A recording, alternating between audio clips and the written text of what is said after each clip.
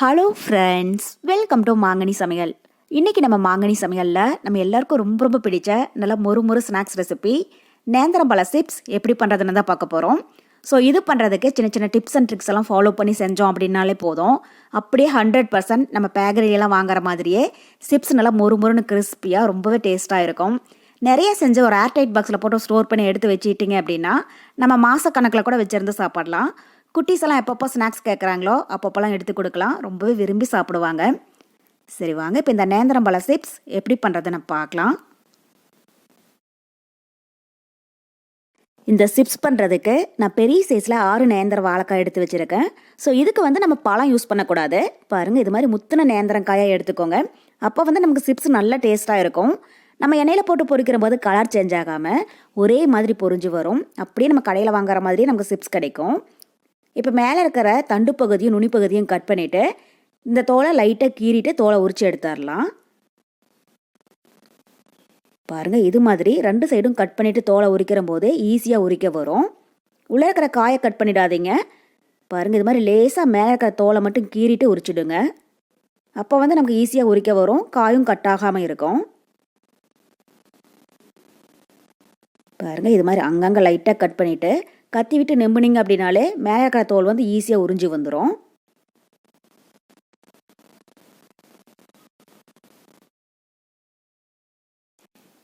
இதே மாதிரி எல்லா வாழைக்காயிலையுமே கொஞ்சம் கூட தோல் இல்லாமல் உரிச்சிட்டு இதை உடனே தண்ணியில் போட்டு வச்சுடுங்க. அப்போ காயுடைய கலர் கொஞ்சம் கூட மாறாமல் அப்படியே இருக்கும். இப்போ இதை தண்ணியில் சேர்த்துடலாம். சேர்த்துட்டு இப்போ இந்த காயை நல்லா அலசி எடுத்துக்கோங்க. இப்போ காயை நல்லா அலசி எடுத்துட்டு ஒரு டிஷ்யூ பேப்பர் இல்லைன்னா காட்டன் கிளாத் வச்சு மேலே கொஞ்சம் கூட ஈரப்பதம் இல்லாமல் நல்லா தொடச்சி எடுத்துக்கோங்க. அப்போ சிப்ஸ் நம்ம எண்ணெயில் போட்டு பொரிக்கிற போது எண்ணெய் மேலே தெரிக்காமல் இருக்கும், சீக்கிரமாகவும் பொரிஞ்சு வரும். பாருங்கள், இதே மாதிரி கொஞ்சம் கூட ஈரம் இல்லாமல் நல்லா தொடச்சிட்டு இதை தனியாக ஒரு பிளேட்டில் எடுத்து வச்சுடுங்க. இப்போ அடுத்தது ஒரு மிக்சிங் பவுலில் 1/2 டீஸ்பூன் அளவுக்கு மஞ்சள் தூள் சேர்த்துக்கோங்க. கூடவே 1/2 டீஸ்பூன் அளவுக்கு உப்பும் சேர்த்துட்டு இதில் கொஞ்சமாக தண்ணி விட்டு இதை நல்லா கரைச்சி எடுத்துக்கோங்க. தண்ணி அதிகமாக சேர்த்துடாதீங்க, 1/4 கப்புக்கும் குறைவாக சேர்த்திங்கன்னா போதும். சேர்த்துட்டு இப்போ இதை நல்லா கலந்து விட்டுறலாம். பாருங்கள், இப்போ உப்பு கரைசல் தயாராகிடுச்சு. இப்போ இது அப்படியே ஒரு ஓரமாக இருக்கட்டும். அடுத்தது நம்ம நேந்திரம்பழ சிப்ஸ் ரெடி பண்ண ஆரம்பிச்சிடலாம். அதுக்கு ஒரு கடாயில் சிப்ஸ் பொரியிற அளவுக்கு எண்ணெய் விட்டு சூடுபடுத்திக்கோங்க. இப்போ எண்ணெய் சூடானதும் ஸ்டவ் ஃபுல்லாக சிம்மில் வச்சுட்டு இது மாதிரி வாழைக்காய் சீவர கட்டையால் நேந்திரங்காயை சீவி உள்ளே சேர்த்துடலாம். பாருங்கள், இது மாதிரி. ஸோ இந்த சிப்ஸ் நம்ம தனியாக பிளேட்டில் சீவி வச்சுட்டு அதுக்கப்புறமா எண்ணெயில் சேர்க்கக்கூடாது. அது மாதிரி சேர்க்கிற போது வாழைக்காய் ஒன்றோட ஒன்று ஒட்டிக்கும், நமக்கு சிப்ஸ் பொரியறதுக்கும் அதிக டைம் எடுத்துக்கும். இது மாதிரி வாழைக்காய் சீவர கட்டையை வச்சு டைரெக்டாக தான் எண்ணெயில் சீவி விடணும். அப்போ தான் சீக்கிரமாக பொரிஞ்சு வரும், சிப்ஸும் ஒன்றோட ஒன்று ஒட்டாமல் இருக்கும். ஸோ நீங்கள் ஒரு வேளை பிகினர்ஸாக இருந்தீங்கன்னா இது மாதிரி டைரெக்டாக எண்ணெயில் சேவ வரல, இல்லை எண்ணெயோட சூடு கையில் தாங்குது அப்படின்னா கூட ஒரு வாழைக்காயை ஒரு பிளேட்டில் சீவி வச்சுட்டு கொஞ்சம் கொஞ்சமாக உள்ளே சேர்த்துக்கோங்க. ஒரே டைமில் மொத்தமாக சீவி சேர்க்காதீங்க, அப்போ கண்டிப்பாக ஒன்றோட ஒன்று ஒட்டிக்கும். ஒரு வாழைக்காயை சீவி சேர்க்குற போது ஒன்றோட ஒன்று ஒட்டாது. அதே மாதிரி எண்ணெயில் சேர்த்து பொரிக்கிற போது ஈஸியாக இருக்கும். இப்போ உங்களுக்கு எண்ணெய் எந்த அளவுக்கு பிடிக்குதோ அதுக்கு தகுந்த மாதிரி வாழைக்காயை சீவி உள்ளே சேர்த்துக்கோங்க. நான் ஒரு 2 அளவுக்கு சீவி சேர்த்துருக்கேன். இப்போ இந்த சலசலப்பு அடங்குறங்காட்டியுமே நம்ம கரைச்சி வச்சுருக்கிற உப்பு கரைசலை நல்லா கலந்துட்டு ஒரு 2 டீஸ்பூன் அளவுக்கு சேர்த்துடலாம். இந்த சிப்ஸுக்கு எந்த அளவுக்கு தேவையோ நீங்கள் அதுக்கு தகுந்த மாதிரி ஆட் பண்ணிக்கோங்க. இப்போ உப்பு கரைசலை உள்ளே சேர்த்துட்டு ஸ்டவ் ஹை ஃப்ளேமில் வச்சு ஒரு கரண்டி வச்சு இது மாதிரி கண்டினியூஸாக நல்லா கலந்து விடுங்க. அப்போ தான் சிப்ஸ் ஒரே மாதிரி நல்லா கிறிஸ்பியாக பொரிஞ்சு வரும். இப்போ ஸ்டவ் ஹை ஃப்ளேமில் வச்சுக்கோங்க. இது ஓரளவுக்கு பொரிஞ்சு அந்த சலசலப்பெல்லாம் லைட்டாக அடங்கினதும் நம்ம மீடியம் ஹீட்டில் வச்சிடலாம். பாருங்கள், இப்போ ஒரு 2 நிமிஷம் போல் ஆகியிருக்கு. சிப்ஸ் லைட்டாக பொரிஞ்சு அந்த சலசலப்பும் ஓரளவுக்கு அடங்கிடுச்சு. இப்போ இந்த ஸ்டேஜில் ஸ்டவ் மீடியம் ஹீட்டில் வச்சு இது மாதிரி நல்லா கலந்து விடுங்க. ஸ்டவ் ஹைலியே இருந்துச்சு அப்படின்னா மேலே சீக்கிரமாக கலர் மாறிடும், உள்ள வாழைக்காய் சரி வர பொரிஞ்சிருக்காது.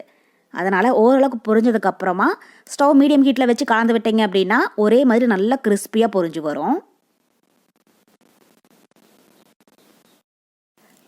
இப்போ பாருங்கள், சிப்ஸ் 2 சைடும் நல்லா பொரிஞ்சு அந்த பபிள்ஸ் எல்லாம் நல்லா அடங்கியிருக்கு. உங்களுக்கு பார்க்குற போதே தெரியும் எண்ணெய் எவ்வளோ நல்லா கிளியராக இருக்குது அப்படின்ட்டு. இந்த மாதிரி இருக்கணும். இப்போ இந்த சிப்ஸை இது மாதிரி கரண்டியில் எடுத்து போட்டிங்க அப்படின்னா வதன்னு இல்லாமல் நல்லா சலசலன சத்தம் வரும். அதே மாதிரி லேசாகவும் இருக்கும். ஸோ இந்த மாதிரி இருக்கணும். நீங்கள் அதுக்கு தகுந்த மாதிரி பொரிச்சுக்கோங்க. அவ்வளோதான். இப்போ நேந்திரம்பழம் சிப்ஸ் ரெடி ஆகிடுச்சு. இப்போ அதை எண்ணெயிலேருந்து வடித்து தனியாக ஒரு பிளேட்டில் எடுத்து வச்சிடலாம். பிளேட்டில் ஒரு டிஷ்யூ பேப்பர் இல்லைன்னா காட்டன் கிளாத் இருந்துச்சுன்னா அதை விரிச்சிட்டு அதில் போட்டு வச்சுக்கோங்க. இதில் கொஞ்சம் நஞ்ச எண்ணெய் இருந்துச்சு அப்படின்னா கூட அது எல்லாத்தையுமே ஈட்டிடும். பாருங்கள், சிப்ஸ் கொஞ்சம் கூட கலர் மாறவே இல்லை, ஒரே மாதிரி நல்லா பொரிஞ்சு வந்திருக்கு.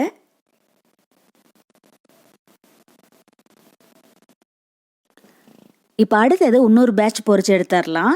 இப்போ ஸ்டவ் சிம்மில் வச்சுட்டு வாழைக்காயை இது மாதிரி உள்ள சீவி விடுங்க. ஸோ வாழைக்காய் உள்ள சீவி விடுற போதே ஒவ்வொரு டைமும் ஸ்டவ் சிம்மில் வச்சுட்டு அதுக்கப்புறமா சீவி விடுங்க. அப்போ தான் எண்ணெயோட சூடு கையில் தாங்காமல் இருக்கும். அதே மாதிரி எண்ணெய் ரொம்பவே சூடாக இல்லாமல் மீடியம் ஹீட்டாக இருக்கிற மாதிரி பார்த்துக்கோங்க. ரொம்பவே சூடாக இருந்துச்சுன்னா வாழைக்காய் உள்ளே சேர்த்ததும் சீக்கிரமாக கலர் மாற ஆரம்பிச்சிடும், உள்ளே வந்து சரி வர பொரிஞ்சிருக்காது. இப்போ வாழைக்காயை சீவி உள்ளே சேர்த்துட்டு அதனுடைய சலசலப்பு அடங்கிறதுக்குள்ளேயே நம்ம கரைச்சி வச்சுருக்கிற உப்பு கரைசலை உங்களுக்கு தேவையான அளவு ஆட் பண்ணிக்கோங்க. இப்போ உப்பு கரைசலை உள்ளே சேர்த்துட்டு ஃபஸ்ட்டு ஸ்டவ் ஹை ஃப்ளேமில் வச்சு இது மாதிரி நல்லா கலந்து விடுங்க. ஓரளவுக்கு சலசலப்பு அடங்கினதும் நம்ம மீடியம் ஹீட்டில் வச்சிடலாம்.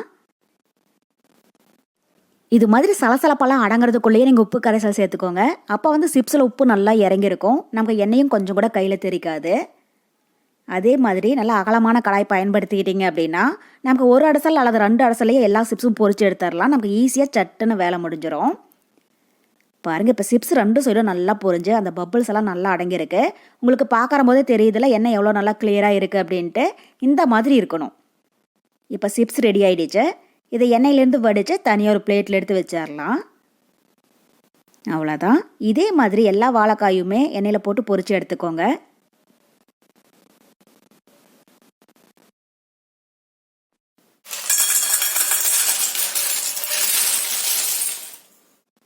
அவ்வளோதான். இப்போ நம்ம எல்லாருக்கும் ரொம்ப ரொம்ப பிடிச்ச நல்ல மொறுன்னு கிறிஸ்பியான நேந்திரம்பழ சிப்ஸ் சூப்பராக தயாராகிடுச்சு.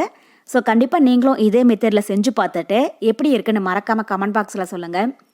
என்னுடைய இந்த ரெசிபி வீடியோ உங்களுக்கு பிடிச்சிருந்தா லைக் பண்ணுங்கள், உங்கள் ஃப்ரெண்ட்ஸ் அண்ட் ரிலேட்டிவ்ஸ் கூட நிறைய ஷேர் பண்ணுங்கள். மறக்காமல் மாங்கனி சமையலுக்கு சப்ஸ்கிரைப் பண்ணுங்கள். நன்றி.